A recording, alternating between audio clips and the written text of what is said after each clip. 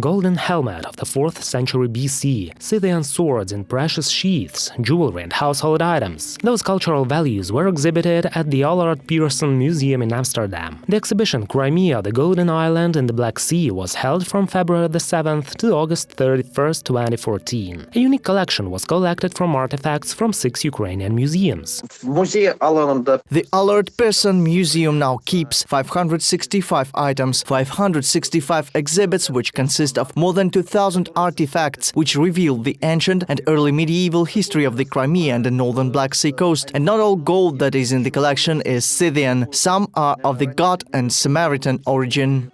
After the exhibition, the Allard Pearson Museum did not take responsibility for where to return the exhibits received from the Crimean museums. Indeed, while the artifacts were exhibited in Amsterdam, Russia occupied the peninsula.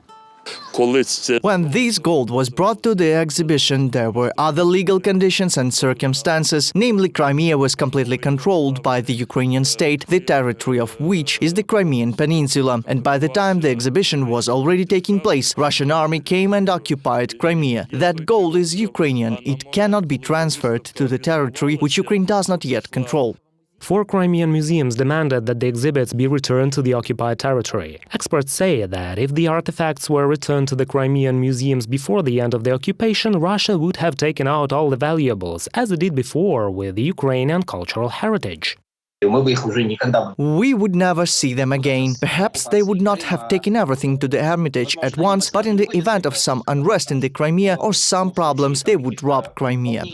Litigation about the fate of the relics did not stop for 7 years. In 2016, the Amsterdam District Court ruled in favor of Ukraine. But Crimean museums filed an appeal, the consideration of which lasted even longer than the consideration of the case in the first instance. Such situation happened due to COVID pandemic, and we understand it. This has influenced almost all lawsuits and arbitrations, and at the same time we had a question of removal of the judge. The Ministry of Foreign Affairs of Ukraine says that the Kremlin's fakes about the Russian heritage of Crimea failed, and the return of artifacts to Ukraine will have not only material and cultural value, but it will also play a big role in the fight against Russian propaganda that manipulates history. We have won and achieved justice. Indeed, the international law is not fast, but all the Russian fakes, manipulations and attempts to mislead the court have failed.